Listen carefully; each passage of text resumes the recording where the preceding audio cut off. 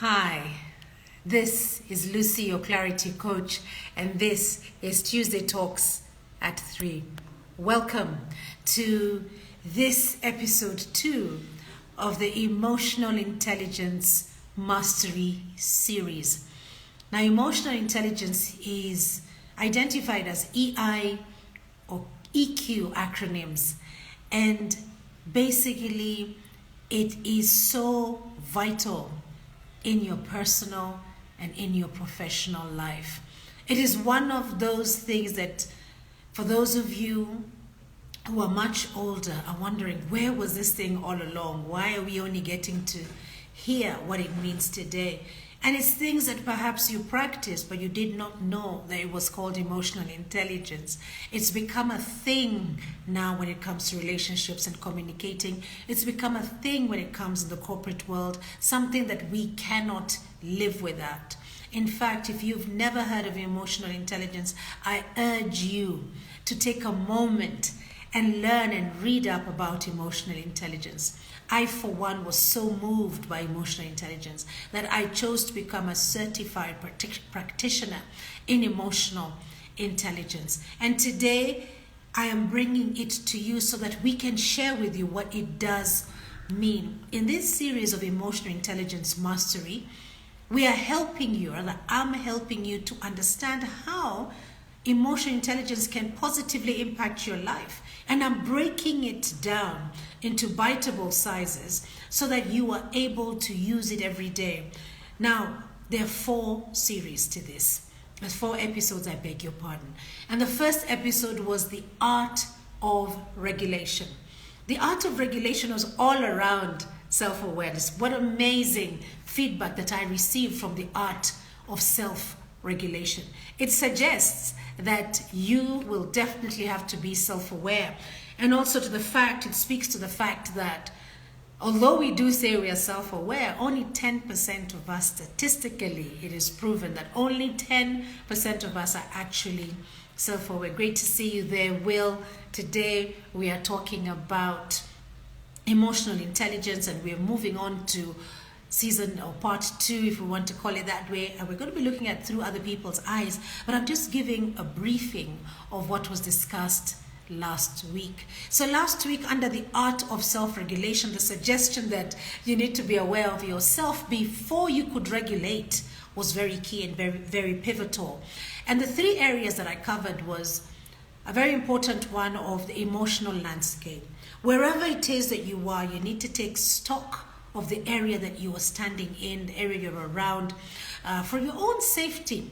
So when you think about the emotional landscape when it comes to matters of self-awareness, it is you understanding what kind of emotions you experience, what kind of emotions are around you, how do you respond to these emotions, because emotions are a direct byproduct of thoughts. A thought is going to enter your mind. Basically, you cannot control the thoughts that enter your mind unless now we get really scientific and we start saying we need to measure the things that we are allowing into our lives, like the books we read, the movies that we watch, the company that we keep. Because once you have these external things in your life, then they feed into these thoughts that keep on, flipping through your mind or fleeting through your mind. But that is getting very scientific. What actually happens is that you could be well on your merry way, walking, studying, swimming, and a thought enters your mind. When that thought enters your mind, you have a choice of how to respond to that thought. Whether you're going to feed it for it to grow, or whether you are going to kill it immediately, or whether you're going to park it. The decision is yours. But then once that thought has entered your mind, then comes emotions. Because the thought came in like something abstract. The emotions then come in, and this is your connection as a human being. We are emotional beings. We are emotive. So anything that crosses us, we somehow just automatically connect it to an emotion, because that's who we are. We are emotional beings. So having a look at your emotional landscape is key for you to know what kind of emotions you experience and why do you experience them at a certain time. That was one of the things that we covered in our last episode. The next one was a pause button. And I've always found this pause button to be very pivotal in my life, very interesting, because it suggests that I could be going through this motion and this emotion, and I could just click or press or activate the pause button. Such a key thing, because it is in the activating of the pause button that I'm allowing myself to have a different response. Without activating this pause button, I am on a knee-jerk reaction mode. It happens, I react. But there's a greater part on the other side of this that is the response. Something I've thought about, or something I've inhaled and exhaled about, and come back with a more uplifting and empowering feedback to whatever that emotion was. So it could be anger that I'm experiencing at the moment, but then I hit the pause button and I remember that I'm actually not annoyed at this situation or at this person, but it was a lingering feeling that I had from a different situation or a different person. Look at the power of that. Instead of letting myself go out full blown towards this situation or this person, robbing me of the opportunity of the present, I'm actually hitting the pause button, allowing me to have that magic to respond. It is in that gap that I would be able to see that actually I was reacting, or it is an after effect of an experience I already had maybe an hour ago, a day ago, a week ago. Maybe you're mourning, and that's what you're feeling, just feeling sad. So even when somebody's explaining to you and having an excitable moment here, you're not taking it in. Why? Because you are on to something else that has already passed. And that is the power of that pause button. It brings you right up to the present to face what it is you're looking at, which is the present, and respond to it appropriately. So you won't respond in anger. I hope you won't. Or you won't respond in ignoring whoever is talking to you. I hope you don't. But you'll respond from a point of growing yourself. And the third point we looked at when it was in the art of self-regulation was in the compass, using the art of self-regulation as a compass, as a guide to understanding yourself. So imagine you've already journaled. You have written down exactly what you're going through, when you're going through it, what it means, how it makes you feel. And then you've also hit the pause button. You are now well onto your way of the 10% of people who are self-aware. And that is where the beauty is. It's still room for improvement. Not that you have arrived, but at least you are self-aware from a point of information. You know for sure this is how I would usually react, guys, but I am choosing to respond in this way. I am choosing my narrative. I am moving from one emotional state to another by choice. I'm not allowing these emotions to hijack me, consume me. So those are the three areas that we looked at in the art of self-regulation. Today, we step it up into looking at it through other people's eyes. It's all about empathy. So it is so wrong if you do not consider somebody else's perspective. It is so wrong if you only take one person's story, because there are many sides to a story. And this is you looking at it through other people's eyes, not only your eyes. And hence we're talking about the lens that you're looking through. Then there's a navigating of conflicts that we'll be looking at in our next episode, and we'll finish off the month with harmonious environments. What a beautiful place to be. That is called harmony. That means we are allowing everybody to occupy their space and we are learning from it. Sounds easy, doesn't it? Well, it is easier said than done, but when you are intentional, it is to your benefit. And now I'm getting choked, so I'll just drink something here.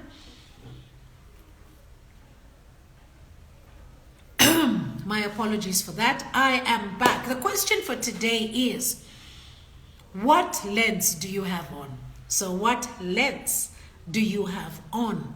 That's the question today. And to help you answer your question, in case you're feeling that you're at odds to answer it, to help you, I'm going to share 3 tips that are going to get you well on your way on this empathy journey.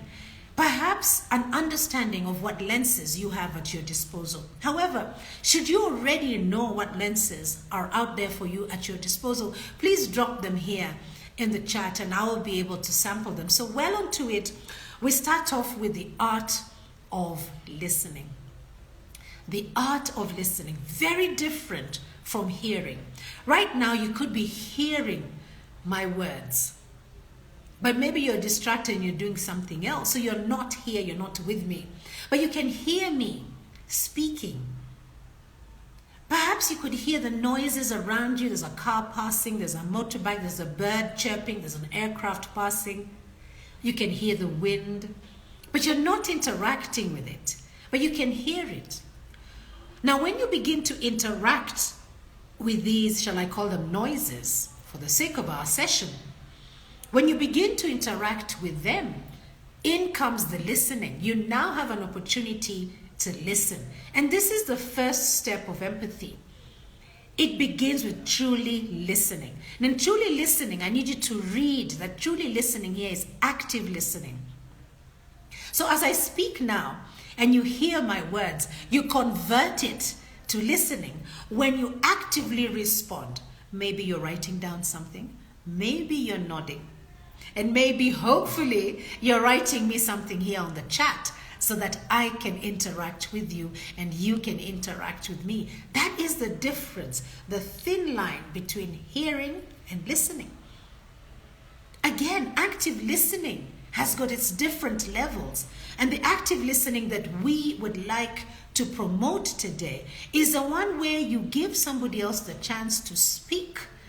Give somebody the chance to air what is in their heart as you listening and understand. Perhaps you ask questions. Perhaps you affirm and say, yes, I know that. This is you actively listening. They need some kind of bodily reaction to show that you are actively listening. This is the first step when it comes to looking at things through other people's eyes. Because in listening to this other individual, it enriches your personal connections. But it also enriches the bond that you have with the world. Why do I say this? We all have beliefs that we have built over time. And these beliefs form our information and how we respond or how we even react to situations and to people. But being able to be open-minded, to be fully present, to grasp somebody else's perspective fully, it allows us the opportunity to unlearn what we have already learned. This is growth. That every day you are learning and now you figure out a different way. I met a young man who enjoys cooking just like me. And this young man reminded me that things are cooked differently, yet when we serve them, nobody actually realizes that it was cooked differently. And it's a very simple example I'm going to give you. And if you love to cook, I am sure you can relate to this. If you don't, I'm giving you three ways to cook this one food already. And there are very many more, but there are 3 that this story is going to share. So this young man, I absolutely love the way he cooks his rice. He cooks it in a very different way than I do. However, when we serve the rice on the table, if I have my bowl and he has his bowl, it's perfectly cooked rice. Only the method was slightly different. It's a different perspective. So before I conclude that story, I was brought up by my mother, who was an amazing cook. And she showed me, when I was now just turning 10 years of age into my teenagehood, how to cook rice. And when I cooked that rice, it was in this specific way. We were to fill up the saucepan with the water and put in the rice, or vice versa. The rice and then the water. There was no measurement. The whole measurement came when this rice had boiled and we kept on picking each kernel and tasting it. So originally in the beginning, the rice would be, the whole kernel would be hard. And slowly the outside would begin to soften until the heart of the kernel now was the only one that was hard. This was the time to remove the saucepan from the fire and stream out the water. Then put it back on the fire, low fire, and let it steam until the center of the rice became soft. And my mother's rice was always one, as we say, directly translated from Kiswahili, is moja moja. It was fantastic rice. And we're just talking about steamed rice, yeah? So as I came into the urban life, I then learned in the hospitality industry a different way to cook the same steamed rice. And this is when I learned that 1 cup of white rice goes with 2 cups of water. And so when the water goes down, you cover it and it steams. Again in Kiswahili, moja moja. Then I met this young gentleman who had another way of cooking the same steamed rice. And for him, he knew how to measure with his eyes. In Kiswahili, we say kupima. He knew how to measure with his eyes. And he kept that heat the same throughout.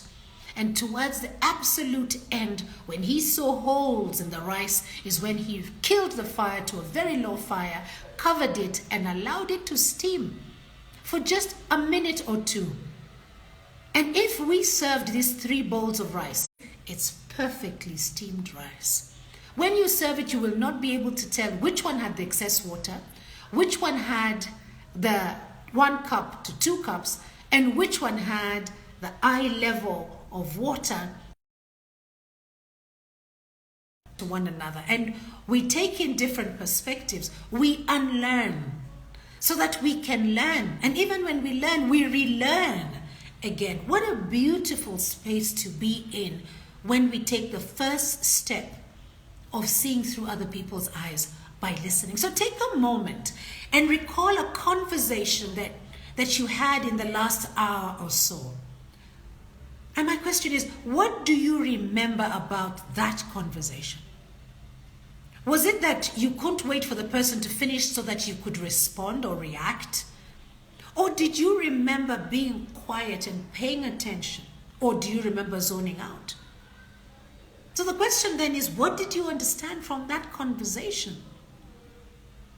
It's very key for you to answer this, because I want you to consider the next conversation you're going to have. What will you do differently? This is you growing. This is you knowing there's an opportunity here to connect with another human being.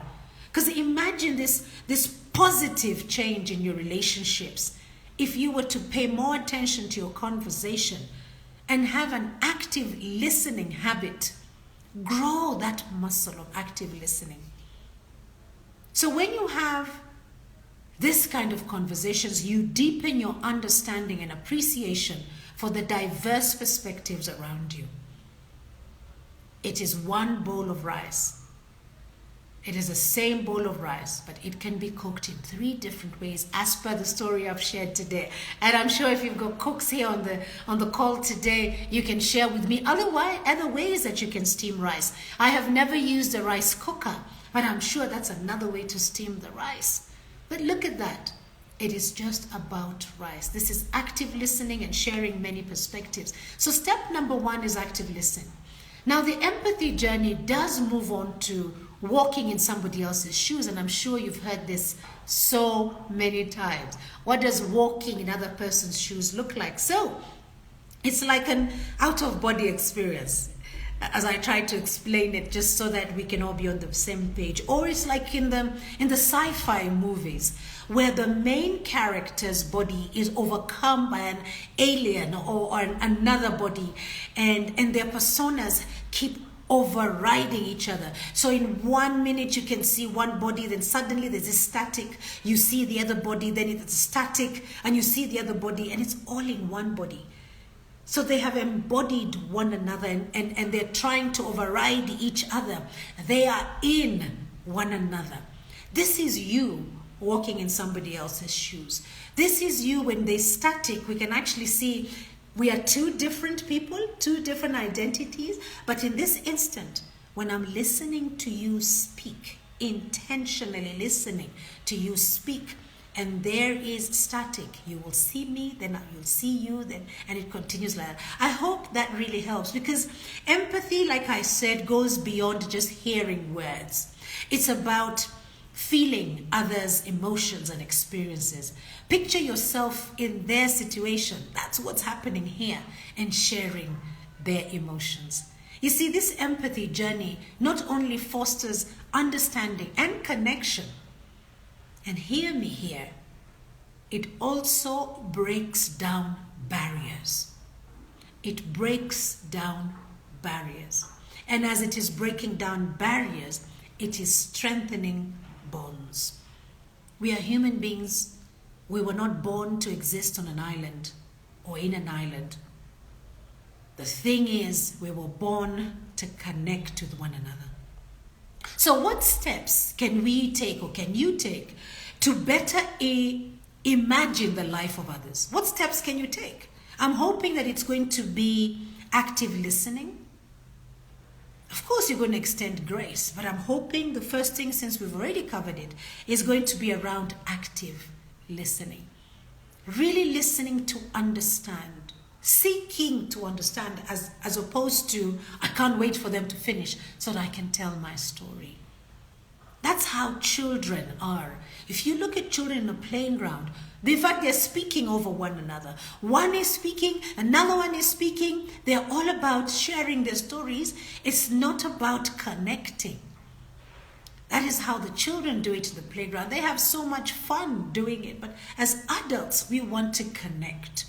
We want to be able to understand one another. So how might this exchange that you have with somebody else change your relationships, change your interactions? So take a moment and reflect on how this deeper empathy can transform misunderstandings into opportunities for connection and growth. It's there in your hand. It takes you, there's a responsibility when it comes to walking in somebody else's shoes. We're not doing it for the sake of doing it. We're doing it so that we can connect. Because as human beings, we live with one another. We exist with fellow human beings. So that is step 2, where step 1 was active listening. Step 2 is being able to walk in somebody else's shoes. Now, step 3 is that connection of hearts and minds. Sort of like a bridge. It's like bringing 2 islands together. That's the bridge. Empathy is about acknowledging our shared humanity while celebrating our unique differences. So we are different identities or different bodies, but we are sharing our humanity. So you bring you to the table, I bring me to the table, and somebody else brings them to the table. And here we've got 3 perspectives. And if we all took turns to speak and listen to one another, actively listening and walking in each other's shoes, what a beautiful world we would live in, where we are seeking common ground. Common ground. So how can you use empathy to find common ground? Even in your differences. So it could be gender differences. It could be age differences. It could be religious differences. It could be educational differences. Whatever differences you find yourself in, how can you use empathy to find common ground? And how does this contribute to a more compassionate world? I think it's just one person at a time that we can be working with to build these bridges. And then it's a ripple effect. If we took time only to listen and use empathy, which is a byproduct of emotional intelligence, we would have a much better world. So what part are you playing as we come to the end of our session today? Just consider the impact of enhancing your empathy. Not only on improving relationships, but also fostering a kinder, more understanding world. You have a part to play. And it is one person at a time that this is going to be possible through.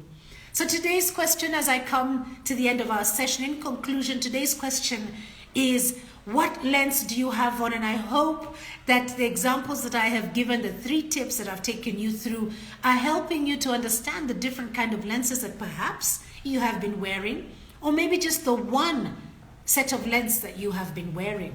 And it's time now to look at different perspectives. This session has focused on deepening our empathy by actively listening and genuinely striving to understand each other's perspectives. So we are challenged to view situations from diverse viewpoints. Remember the cooking of the rice? If those were the only viewpoints, then there were 3 and not 1. We're able to foster a deeper connection and appreciation of richness of human experiences, because in those 3 cases, I could have said, I know better, and I would never have learned from this young man. My mother could have said the same thing, and I could have said the same thing to her, and I would have been cooking rice in just one way. But I am better for it because I have walked in other people's shoes, and I have chosen to understand different perspectives. So I bring this learning into my life and I apply it. The goal is to build bridges of understanding and compassion in personal and professional relationships. I usually promise to leave you 3 takeaways. It is my hope that today it was the art of listening. You were able to listen, so you already know these takeaways because it's what you already understand. But just in case you are only hearing my words, the takeaway in today's session is, number 1, as we strive to look at other people's eyes, is active listening. Number 2 is broadening your worldview. That's a benefit that you have. And then finding common ground. What a beautiful world to live in. Will, thank you so much. You say, yes, our lenses impact ourselves and everyone around us. And you say, this is Will. Thank you so much, Will, for commenting. I really appreciate you, Will. I miss you, and I look forward to seeing you very soon.